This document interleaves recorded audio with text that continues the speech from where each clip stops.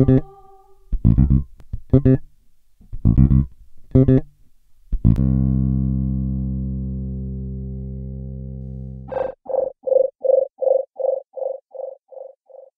la nostra segona convidada és una dona molt energètica, molt vital, molt entregada al seu treball i és directora coral que també ha estudiat farmàcia, m'ha dit, i és la directora d'una escola que utilitza les arts, especialment la música, com una eina per a la integració social. Benvinguda, Esther Bonal.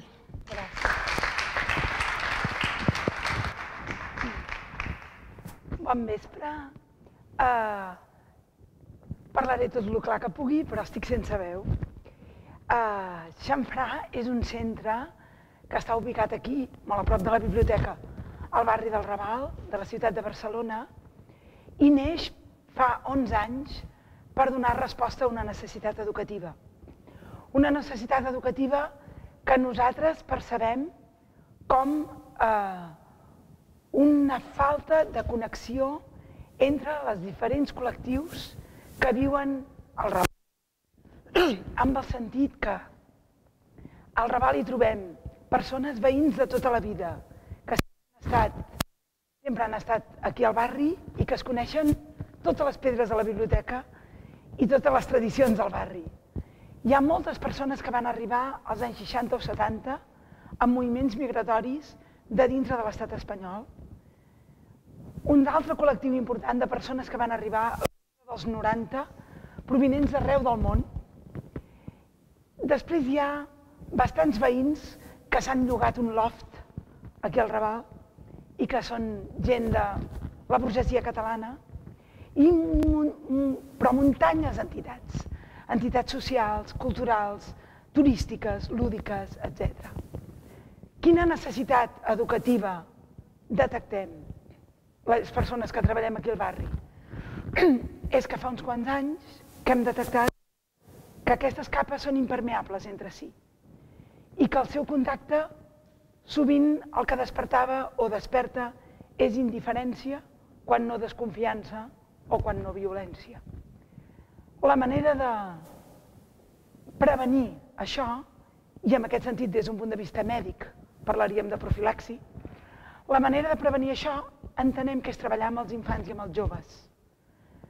I el que fem és generar un espai, que és Xamfrà, que és un espai que ens agrada dir que no és una escola, és un centre de música, teatre i dansa, on els nois i noies i els infants del barri es troben per fer activitats conjuntes, d'un any del curs i un any darrere un altre. Xamfrà donarà per sempre, mai s'acabarà, i espero que n'hi hagi més. La idea és fer servir les arts en el temps com a elements de connexió i de contacte i com a aprenentatge de convivència. I per què amb les arts amb el temps? Treballem amb les arts amb el temps perquè la música, el teatre i la dansa són efímeres. Per tant, demanen l'atenció en el moment. I a més permeten que persones diferents, amb habilitats diferents i capacitats diferents, facin un producte conjunt i que el resultat sigui harmònic. I que a més, perquè el resultat sigui, és necessari que tots hi siguin presents. Per tant, és inclusiva la pròpia naturalesa d'aquests llenguatges. Si la treballem així, és una bomba de rellotgeria. És una arma de construcció massiva de convivència. I els 10 anys que portem de trajectòria i els adolescents que tenim ara ens ho recorden cada dia. Amb lo contents que estan, amb com expressen lo bé que se senten i amb com volen ajudar els més petits i a incloure's a dintre del projecte. I això és bàsicament Xamfrà. Jo no trigo ni 6 minuts a explicar-vos-ho. Una cosa important que crec que té Xamfrà és que la realitat educativa, per desgràcia, en aquest barri i en altres de la ciutat de Barcelona, és que hi ha un alt nivell de segregació escolar. Això vol dir que les escoles públiques, principalment, de molts barris, els pobles, les integren nens i nenes amb uns percentatges més alts de possibles dificultats educatives per qüestions diverses i moltes vegades amb un percentatge molt més alt de persones que han nascut en famílies provinents d'altres dels moviments migratoris, que no és proporcional amb la quantitat de veïns que poblen aquests barris. Per què? Hi ha famílies que decideixen portar els nens a escoles privades o concertades. Si volem treballar la convivència i la inclusió social, entenem que els hem de barrejar. Ens hem de barrejar. Si no ens barregem, no ens coneixerem. Si no ens coneixerem, desconfiarem.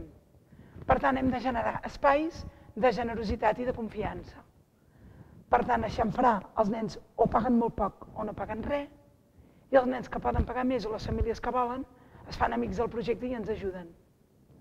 Així establim solidaritat entre famílies i la cosa funciona i va endavant i durarà sempre, sempre. I ja estic. I molt bé, moltes gràcies. I ara tenim temps per arreglar això perquè fa un soroll horrorós, que no sé per què. Com es diu en anglès? Awful. Awful, terrible. Awful. Terrible. A ver, si lo logramos. ¿Sí? ¿Millor? No sé. Queda como una cosa decorativa molt bé, estupendo. Sí, molt bé. Estem decorats. Estem decorats. Molt bé. Però jo sempre que et veig estic molt emocionada perquè jo he anat a la teva escola i una cosa és que tu expliques aquí, una altra cosa és veure aquests nens interactuar, cantar, ballar i veure nens de totes les diferents procedències socials, culturals, racials. Com es viu? Perquè ja porten quants anys? 11. 11 anys. Com has començat aquest projecte? Vam començar amb un institut d'aquí que ens van deixar l'espai i vam començar amb 16 nens. Ara en tenim 300 i ja estem treballant també a la Barceloneta, això continua fent molt soroll, ja molt llunyo, a la Barceloneta i volem començar també a Ciutat Meridiana, que és un barri que no sé si ho sabeu, però és el barri que té més desnonaments d'Espanya. O sigui que és un barri que s'ho està passant molt malament. On es necessita? Hi ha moltes necessitats educatives.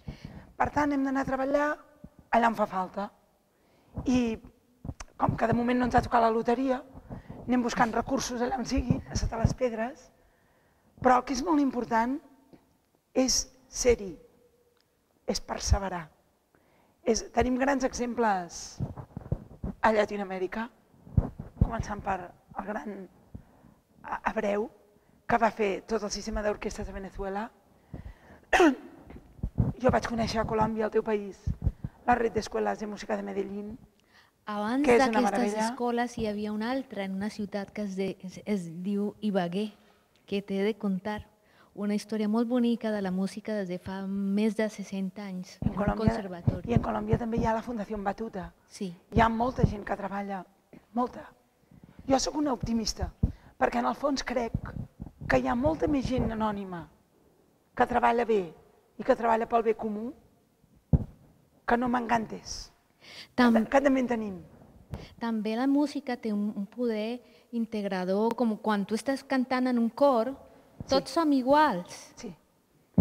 La música, el teatre i la dansa, abans ho intentava explicar, permet que les persones, encara que no tinguem les mateixes habilitats, si ho treballem d'una manera cooperativa i coral, el resultat col·lectiu és preciós. I a més, perquè sigui el resultat hi han de ser tots. Si hi ha un nen que toca els claves i no hi és, el trobaràs a faltar.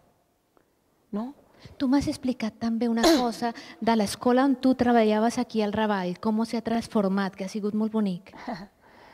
Perquè quan jo vaig començar a treballar a l'institut aquí, eren uns anys molt complicats i venien, molts nens arribaven a mig curs i a mi em van dir, uns nens de tercer d'ESO, tú debes ser una profesora muy mala, porque nosotros, esto es un instituto cutre, estamos en un barrio cutre, y si te han mandado a dar música aquí, és que eres muy mala.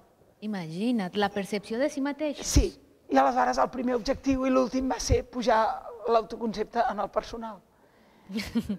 I vam acabar el curs que ells deien, som del Terradell, i hem anat a tocar a la Festa de la Diversitat de Sort Racisme, i hem tocat al Palau de la Música, i els vaig portar a tocar per tot arreu. També imagina com canvia la percepció i les possibilitats de futur d'una persona que sent que pot fer qualsevol cosa. Una de les coses que més crida l'atenció amb infants i sobretot amb adolescents és la manca de perspectives de futur. Si li donem la volta a això, generarem motivació, prendran decisions i tindran ganes de lluitar i de tirar endavant. Llegir algunes de les coses que pengen els nois en les xarxes socials t'esperona a seguir treballant. Quan un nano amb possibilitats en música, però amb una situació sociofamiliar i socioeconòmica molt complicada, penja en el seu mur de Facebook: si algo te interesa, lucha por ello, que si te esfuerzas lo conseguirás, me quiero dedicar a la música y voy a trabajar para ello, te'n vas a casa fent saltets d'alegria, saps? I aquestes coses són les que alimenten el dia a dia. A veure, ara sembla tot molt maco i hi ha molts conflictes, i hi ha fracassos, però bueno, també forma part. I el Raval també és un espai tan interessant perquè hi ha una comunitat pakistaní, índia... El Raval és molt complexa, perquè a més el Raval és un barri on hi ha molta gent que està de pas. No és un barri... És un barri que té molta identitat, però que és molt canviant alhora. També hi ha la prostitució, problemes de la venda de drogues... Sí, a Xamfrà treballem amb mares i nadons, també amb la Fundació Escó, treballem molt en xarxa, amb entitats del barri, amb la mateixa biblioteca. Procurem treballar en xarxa amb tot, però som molt poqueta gent, o sigui que hem de ser més. I necessitem l'ajuda de molta gent. També ara teniu uns programes per als fons. Si voleu, ja que ens veieu de tot el món, hi ha una campanya que es diu Teaming, que la podeu trobar a Xamfrà, www.xamfrà.net, que és €1 al mes. Si us feu teamers de Xamfrà, imagineu-vos que tot Barcelona fos teamer de Xamfrà, podríem fer xamfràs a tot el territori, a Catalunya i a Espanya i a tot arreu. I seria ajudant molt poquet tothom. O sigui que jo us animo, estigueu on estigueu, a fer-vos teamers. També hi ha altres artistes que s'hi han apropat al projecte. El Marc Parrot ens ha ajudat, el Manu Chao ens ha cedit els drets de la cançó Me Gustas Tu per la campanya del Teaming. El Viggo Mortensen, que és un actor molt conegut, i també ha venut uns llibres i uns CDs d'uns poemes i els beneficis ens els ha cedit a Xamfrà. Esperem que avui molta gent del món també s'apropi a Xamfrà, clar. Sí, sí, sí. I quals són els projectes de futur de Xamfrà? Fer-ne més. Però no els faré jo, Jo treballo a l'Escola Superior de Música de Catalunya i soc professora del Departament de Pedagogia i estic veient cada any la quantitat de gent jove que surt ben preparada, perquè tenim gent jove molt ben preparada en aquest país, i que se n'hauran d'anar a treballar a la Quinta Forca, i aquí fan molta falta. Per tant, hem de generar ocupació en el món artístic i en el món de l'educació de l'art i en el món de l'art com a eina transformadora. També per construir la nostra societat. I tant. Sí, sí. Ai, moltes gràcies. Sempre surto molt contenta de parlar amb tu i molt inspirada. Moltes gràcies. Moltes gràcies per el teu treball, Esther Bonat.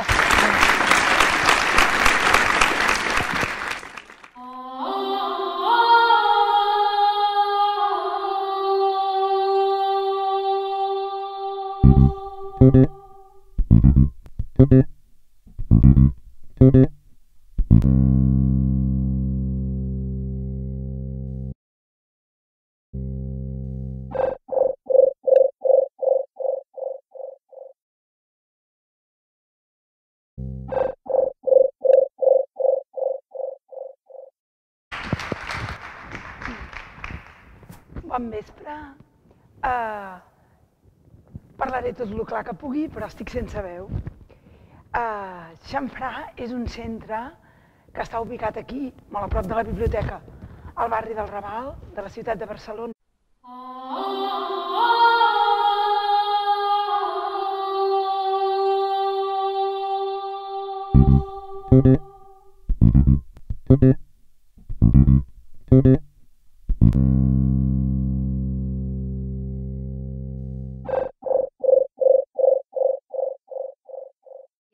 La nostra segona convidada és una dona molt energètica, molt vital, molt entregada al seu treball i és directora coral que també ha estudiat farmàcia, m'ha dit, i és la directora d'una escola que utilitza les arts, especialment la música, com una eina per a la integració social. Benvinguda, Esther Bonal. I neix fa 11 anys per donar resposta a una necessitat educativa. Una necessitat educativa que nosaltres percebem com una falta de connexió